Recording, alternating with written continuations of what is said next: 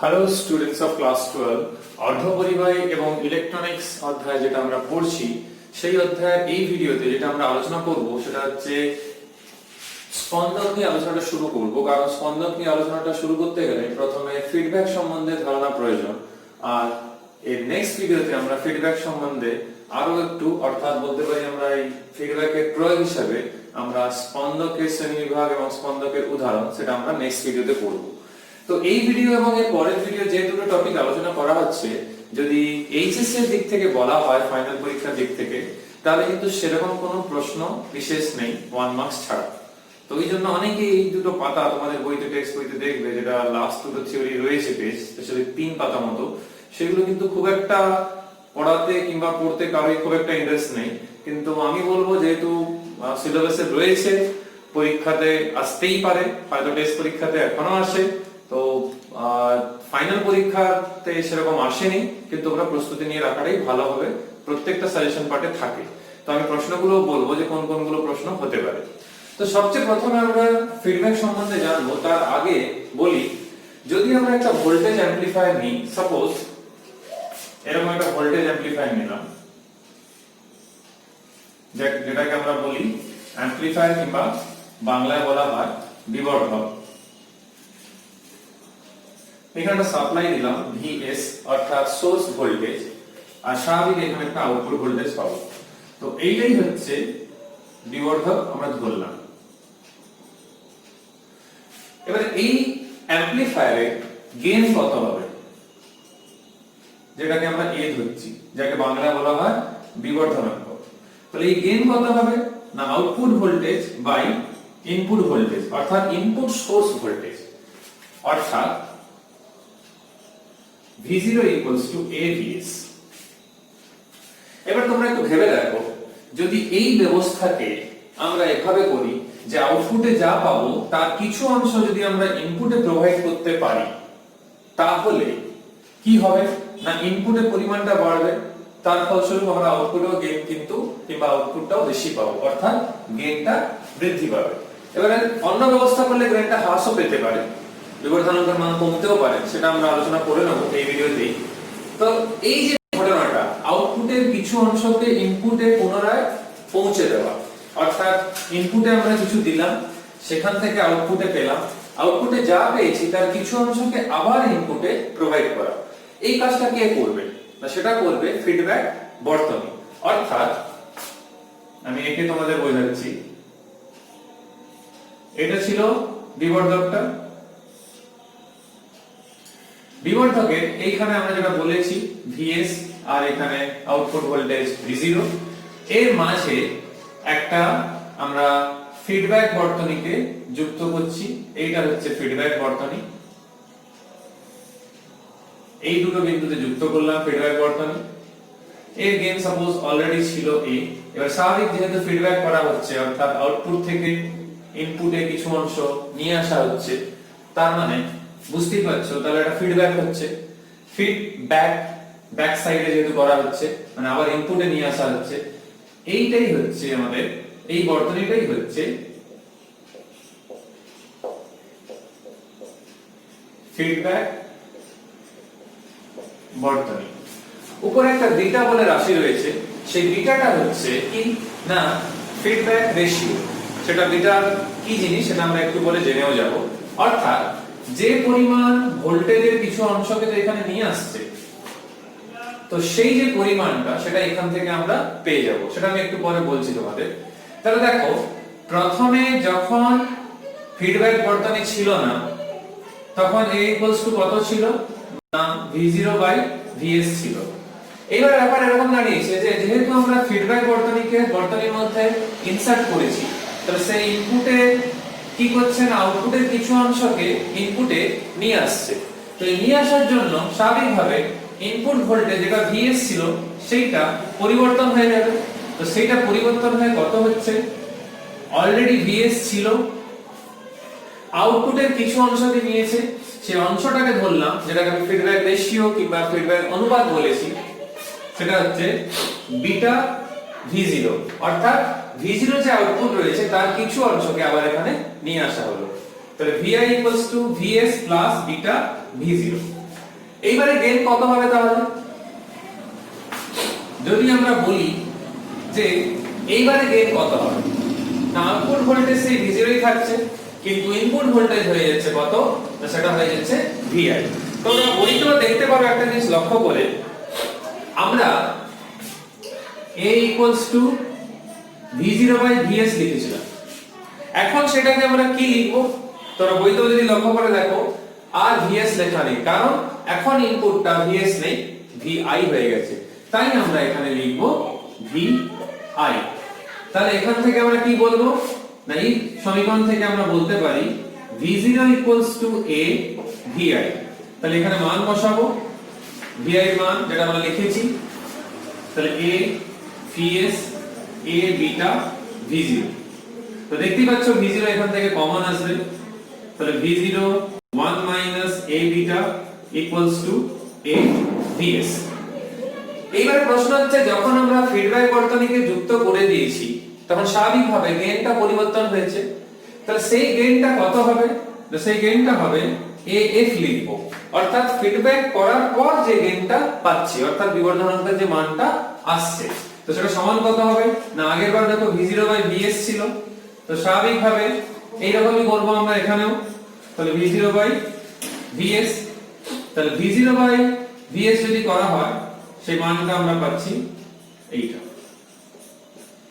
A/1 A beta. তোমরা বইতেও দেখবে একটা ইকুয়েশন নাম্বার দেওয়া রয়েছে, ইকুয়েশন নাম্বার 2, এই রাশিমালাটাই কিন্তু বইতে ইকুয়েশন নাম্বার 2 তে রয়েছে।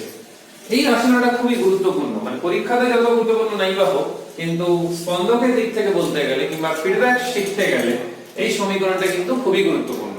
তাহলে A A/1 A বিটা, এই ক্ষেত্রে A কে আমরা বলে থাকি ওপেন লুপ ভোল্টেজ গেইন, অর্থাৎ মুক্ত লুপ বিবর্ধন। ওই যে দেখবেন তোমাদের বইতেও লেখা রয়েছে মুক্ত লুপ বিবর্ধন কিংবা ওপেন লুপ গেইন। আর AF যেটা, সেটা ফিডব্যাক সহ যেহেতু, এই জন্য একে বলা হয়, লুপটা যেহেতু তৈরি হয়ে যাচ্ছে এই জন্য একে বলা হয় বদ্ধ লুপ বিবর্ধন। আর দেখো একটা টার্ম রয়েছে A বিটা, এটাকে বলা হয় লুপ বিবর্ধন। আর কি থাকছে, এইখানে দেখো A থাকছে, এখানে একটা বিটা বলে টার্ম রয়েছে। এই যে বিটা যে টার্মটা থাকছে সেটা অ্যাকচুয়ালি VF/V0, অর্থাৎ যে পরিমাণ ভোল্টেজ ফিডব্যাক হয়েছে বাই আউটপুট ভোল্টেজ। একে বলা হয় কি ফিডব্যাক অনুপাত, অর্থাৎ ইংলিশে বলা হয় ফিডব্যাক রেশিও। এই যে রাশিমালা পেলাম, তোমরা বইতেও লক্ষ্য করে দেখতে পারো এই টার্মগুলো যে লেখা রয়েছে, এইখান থেকে যেটা আমাদের জানতে হবে সেটা হচ্ছে দু রকমের ফিডব্যাক হয়ে থাকে। এই যে ফিডব্যাক তোমরা দেখছো, দু রকমের ফিডব্যাক হয়ে থাকে। কি কি, না একটা হচ্ছে পজিটিভ কিংবা ধনাত্মক, আর আরেকটা হচ্ছে ঋণাত্মক, অর্থাৎ পজিটিভ ফিডব্যাক আর নেগেটিভ ফিডব্যাক। তো আমরা প্রথমে নেগেটিভ ফিডব্যাক নিয়ে আলোচনা করব, কারণ সবচেয়ে বেশি ব্যবহার নেগেটিভ ফিডব্যাকেরই হয়। আমরা যদি এই রাশিমালাটার কথা ভাবি, যে রাশিমালাটা এখানে আমরা পেয়েছি, এই রাশিমালা দিয়ে আমাদের বাকি আলোচনাগুলো করতে হবে। তাহলে এই রাশিমালাটা যদি দেখা হয়, এই রাশিমালা থেকে যদি বলা হয় A বিটা যদি বাস্তব হয়, অর্থাৎ বাস্তব মান, আর তার সঙ্গে নেগেটিভ, যদি A বিটার মান A ইনটু B মান যে গুণফলটা যদি রিয়েল ভ্যালু হয় আর নেগেটিভ ভ্যালু যদি হয়, তাহলে বুঝতেই পারছো এই 1 A বিটা তখন স্বাভাবিকভাবে একের থেকে বেশি হবে। তাহলে এই 2 নম্বর সমীকরণ থেকে বলতে পারি এই ভগ্নাংশের মধ্যে পজিটিভ, অর্থাৎ একের থেকে বড় মান নিচে রয়েছে, তাহলে স্বাভাবিকভাবে AF তখন হয়ে যাবে A এর থেকে ছোট হয়ে যাবে, অর্থাৎ বদ্ধ লুপ বিবর্ধনের মান মুক্ত লুপ বিবর্ধনের থেকে কম হয়ে যাবে। এইটা হচ্ছে কার শর্ত, না এইটা হচ্ছে আমাদের ঋণাত্মক ফিডব্যাকের যখন এফ এর মান এর থেকে ছোট হয় এইটা হচ্ছে ঋণাত্মক ফিডব্যাক। তো ঋণাত্মক ফিডব্যাকের ক্ষেত্রে ব্যবহার সবচেয়ে বেশি, তার কারণ হচ্ছে পরীক্ষাতে একটা প্রশ্ন হতে পারে একটা, যেরকম তোমাদের পরীক্ষাতে এই প্রমাণটা একটা প্রশ্ন হতে পারে, কোনোদিন হয়নি এইচএসে, হতে পারে 2 মার্কসে, এই প্রমাণটা হতে পারে, কিংবা এগুলো কোনটা কি সেটা হতে পারে। কিন্তু এই ঋণাত্মক ফিডব্যাকের অ্যাডভান্টেজ কিংবা সুবিধা খুব গুরুত্বপূর্ণ প্রশ্ন হতে পারে। তোমাদের ছায়া প্রকাশের বইতে দেখবে 4টা পয়েন্ট করা রয়েছে, আমি 4টা পয়েন্টের কথা বলি। কারণ পজিটিভ ফিডব্যাক থেকে নেগেটিভ ফিডব্যাকের বিবর্ধন মানে বলবো কি, একটা ভোল্টেজ অ্যামপ্লিফায়ার তৈরি করব। তো অ্যামপ্লিফায়ার তৈরি করার ক্ষেত্রে নেগেটিভ ফিডব্যাকটাই বেশি ইউজ হয়। অনেকেরই মনে হতে পারে যে স্যার গেইন তো কমে যাচ্ছে কিংবা বিবর্ধনাঙ্কের মান কমে যাচ্ছে, তার ব্যবহার করে লাভ কি? না, গেইন কমছে ঠিকই, কিন্তু অন্য অ্যাডভান্টেজ গুলো অনেক বেশি রয়েছে। কি কি? পয়েন্ট নাম্বার 1, বিবর্ধনাঙ্কের একটি সুস্থির মান সেই মানে তাকে ফিক্স করা সম্ভব। অর্থাৎ এই যে এর ভ্যালু দেখছো, বিবর্ধনাঙ্কের যে মানটা, সেই মানটা একটা নির্দিষ্ট সুস্থির মানকে তাকে স্টেবল করা কিংবা তাকে কার্যকরভাবে ব্যবহার করা সম্ভব কিংবা তাকে সুস্থির রাখা সম্ভব। তো ওটা একটা অ্যাডভান্টেজ হয়ে যায়, যেটা নেগেটিভ ফিডব্যাকের ক্ষেত্রে হয়। পজিটিভে কি হচ্ছে, মান অত বাড়তে থাকে যে একটা আনস্টেবল ব্যাপার চলে আসে। আর কি না, ইনপুট এবং আউটপুটে আমরা যে ইনপুটে যে সংকেতটা দিলাম এবং আউটপুটে যেটা পাবো, তো বিকৃতি যত কম থাকবে অর্থাৎ ডিসটরশন, তত কিন্তু সে অ্যামপ্লিফায়ার ভালো। সেটা কিন্তু নেগেটিভ ফিডব্যাক যুক্ত অ্যামপ্লিফায়ারেই সম্ভব। এবারে পয়েন্ট নাম্বার 3, বিবর্ধকের যে অভ্যন্তরীণ অপসরগুলি, মানে কি নয়েজ, যাকে আমরা বলি ইলেকট্রনিক্সের ভাষা বলা হয় নয়েজ, সেই নয়েজের পরিমাণ কিন্তু কমানো খুব সম্ভব, মানে খুবই সুবিধে এটা। কারণ নয়েজ যত বেশি হবে তখন সিগন্যালটা কিন্তু ততটাই ডিটেক্ট করা মুশকিল হয়ে যাবে। 4th পয়েন্ট কি, পটিবেগ। তোমরা পরিবর্তী প্রবাহ অর্থাৎ পড়ার সময় গ্রাফ মনে করে দেখো, রেজোন্যান্সের গ্রাফ, সেখানে আমাদের লেখচিত্রে পড়েছিলে পটিবেগ, সেটা ছিল ডেল ওমেগা। তো সেই পটিবেগের মান যত বেশি হবে তত বেশি এরিয়া জুড়ে কিন্তু ইফেক্টিভলি একটা অ্যামপ্লিফায়ার কাজ করতে পারে। সেটা কিন্তু নেগেটিভ ফিডব্যাকের অ্যামপ্লিফায়ারের ক্ষেত্রে বেশি। তো এই 4টে অ্যাডভান্টেজের জন্য সবচেয়ে বেশি ব্যবহার রয়েছে আমাদের এই নেগেটিভ ফিডব্যাক অ্যামপ্লিফায়ারের। অর্থাৎ নেগেটিভ ফিডব্যাক কিংবা ঋণাত্মক ফিডব্যাকেরই ব্যবহার বেশি আমাদের বিবর্ধনের কাজের জন্য, অর্থাৎ ভোল্টেজ অ্যামপ্লিফায়ারের ক্ষেত্রে ব্যবহার সবচেয়ে বেশি হয়। এবার প্রশ্ন হচ্ছে, ডিটেইলস নিয়ে লাভও নেই, কারণ সিলেবাসে এমনিও নেই, সিলেবাস বহির্ভূত জিনিস। কিন্তু এখানে একটা জিনিস জেনে নেওয়ার খুব প্রয়োজন রয়েছে আমাদের। তোমরা 932 পেজে দেখবে যে ধনাত্মক ফিডব্যাকটা আমাদের এখনো পড়া হয়নি।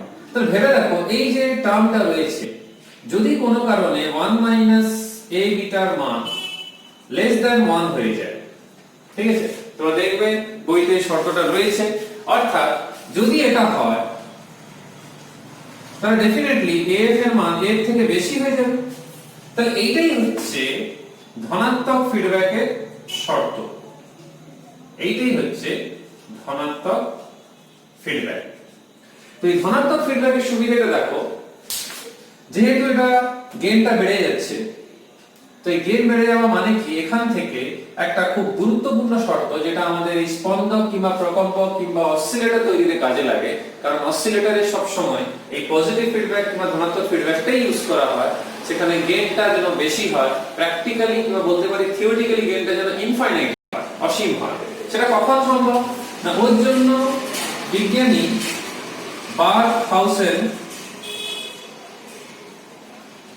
একটা শর্ত দিয়েছেন, একে বলা হয় বার্কহাউসেনস ক্রাইটেরিয়া। তোমরা বইতেও দেখবে একটা বার্কহাউসেনের শর্ত রয়েছে, কিংবা বার্কহাউসেন শর্তও বলা হয়।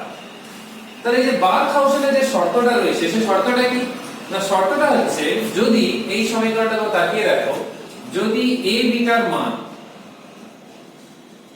1 হয়ে যায়, যদি মডও বলি আমরা, তাহলে তখন দেখো f সমান কত হয়ে যাচ্ছে না, f তখন টেন্ডস টু ইনফিনিটি হয়ে যাচ্ছে, কারণ a বাই তখন 0 হয়ে যাচ্ছে। তো এটা কিন্তু বার্কহাউসেনের শর্ত, আর এই শর্তটা প্রকম্পকের ক্ষেত্রে কিংবা স্পন্দকের ক্ষেত্রে প্রযোজ্য, কিংবা এই শর্ত স্যাটিসফাই হলেই কিন্তু স্পন্দক তৈরি করা সম্ভব। এর প্রবলেম কি হয় না, যখন স্পন্দক তৈরি করা হয় তখন এমনি কোনো অ্যামপ্লিফায়ার নিয়ে তার সঙ্গে L কিংবা C অর্থাৎ ধারক এবং আবেশককে যুক্ত করা হয়। আর এরা কি না, এরা হচ্ছে রিঅ্যাকটিভ কম্পোনেন্ট। রিঅ্যাকটিভ মানে কি না, এগুলো হচ্ছে কি, তোমরা দেখবে এখানে তোমাদের বইতে বাংলাতেও লেখা রয়েছে প্রতিক্রিয়া ধর্মী উপাদানগুলি। এর জন্য কি হবে না এই যে এ এবং বিটা অর্থাৎ মুক্ত লুপ বিবর্ধন এবং ফিডব্যাক অনুপাত এগুলো কিন্তু বাস্তব মান না থেকে এগুলো হয়ে যায় কমপ্লেক্স কোয়ান্টিটি অর্থাৎ জটিল রাশি হয়ে যায়। এই জন্য একটা দশার ব্যাপারও চলে আসে, তার মানে শুধু এই শর্তটা থাকবে বার্কহাউসেনের শর্ততে তা নয়, একটা phi ইকুয়ালস টু দশা পার্থক্য ইকুয়ালস টু আমরা 2n পাই সেভাবে বলি। অর্থাৎ কি দশা পার্থক্য আইদার 0 হবে, অর্থাৎ 0 যদি না বলি তাহলে বলতে হবে 2 পাই এর n গুণিতক, মানে এইভাবে বলবো আর কি 2 পাই এর n গুণিতক। যেহেতু দশার কথা চলে আসছে, যেহেতু কম্পোনেন্ট গুলো L এবং C থাকছে, R থাকছে না, রিঅ্যাকটিভ কম্পোনেন্ট গুলো থাকে, এইজন্য একটা দশার ফ্যাক্টর কিংবা একটা ফেজ ফ্যাক্টর চলে আসবে। সেই ফেজ ফ্যাক্টরটা হচ্ছে কি না এটা দশা পার্থক্য থাকবে না কিংবা 2 পাই এর গুণিতক। 2 পাই এর গুণিতক হওয়া মানে কি আলটিমেট দশা পার্থক্য 0ই হয়ে যাবে। তো এই জিনিসটা তোমাদের কিন্তু মাথায় রাখতে হবে। এবার প্রশ্ন হচ্ছে যেহেতু গেইন ইনফিনিটি হয়ে গেছে তাহলে স্পন্দকের ক্ষেত্রে এটা কি হবে না ইনপুট কিছু না দিয়েও আউটপুটে আমরা ভ্যালু পেয়ে যাচ্ছি। অর্থাৎ বলতে পারি ইনপুটে কিছু না দিয়ে সিগন্যাল কিংবা সংকেত আউটপুটে সিগন্যাল পেয়ে যাচ্ছি। এটা কিভাবে সম্ভব? মনে তো হতে পারে যে এটা শক্তি সংরক্ষণের তো বিপরীতে হয়ে যাচ্ছে, অর্থাৎ আমরা শক্তি দিচ্ছি না ইনপুটে কিন্তু আউটপুটে শক্তি পেয়ে যাচ্ছি।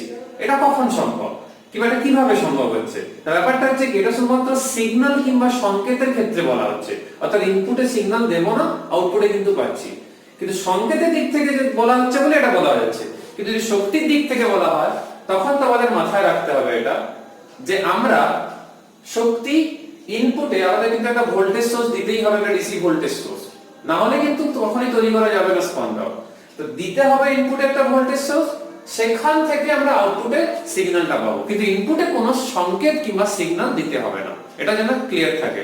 তোমরা বইতেও লক্ষ্য করে দেখবে পরিষ্কার বলা রয়েছে সাধারণত কোনো ডিসি উৎস বা অনিয়ন্ত্রিত কম্পাঙ্কের কোনো এসি উৎসকে কাজে লাগানো হয়। যেরকম আমি ডিসি উৎসের কথা বললাম, এসি উৎসকেও লাগানো যেতে পারে, সেটা যেন আনকন্ট্রোল কিংবা অনিয়ন্ত্রিত এসি উৎস যেন হয়। তো দেখা গেছে এই যে শর্ত, যেটা একটা স্পন্দক তৈরি হওয়ার যে শর্ত a β = 1, এই শর্ত যদি স্যাটিসফাই করতে হয় একটা নির্দিষ্ট কম্পাঙ্ক, যেরকম অনুনাদের ক্ষেত্রে একটা কম্পাঙ্ক হতো, মনে করে দেখো অনুনাদি কম্পাঙ্ক, ঠিক ওই রকম এদের ক্ষেত্রে একটা কম্পাঙ্ককে স্যাটিসফাই করতে হয়, সেই কম্পাঙ্ক হচ্ছে f0। তো সেই একটা নির্দিষ্ট কম্পাঙ্কেতেই এই শর্তটা কিন্তু প্রযোজ্য হবে কিংবা স্যাটিসফাই হবে, মানে সেইটাই হচ্ছে তারা অসিলেশনের জন্য সেই ফ্রিকোয়েন্সিটা। এটা মাথায় রাখতে হবে তোমাদের। আর তোমাদের এখানে যা রয়েছে মোটামুটি আমাদের আলোচনা কিন্তু হয়ে গেছে, কিন্তু একটা জিনিস বলা হয়নি সেটা বলে দিই যে স্পন্দকে যেহেতু কোনো ইনপুট সংকেত না দিয়ে আমরা আউটপুট সংকেত পাই কিন্তু ভোল্টেজ সোর্স অবশ্যই থাকে, সেই জন্য একে বলা হয় স্বয়ংক্রিয় ব্যবস্থা অর্থাৎ সেলফ সাস্টেনিং ডিভাইস, এই জন্য এটাকে বলা হয়ে থাকে। তো এই ভিডিওতে এই অবধি। আমরা নেক্সট ভিডিওতে স্পন্দকের শ্রেণীবিভাগ আর স্পন্দকের একটা উদাহরণ এবং কি কি ইম্পর্টেন্ট প্রশ্নগুলো হটসে রয়েছে আর পরের দিকে রয়েছে পিছনের দিকে সেটা আলোচনা করে চ্যাপ্টারের থিওরি শেষ করব। সবাই সুস্থ থেকো, ভালো থেকো, পরের ভিডিওতে আবার দেখা হবে। Till then by.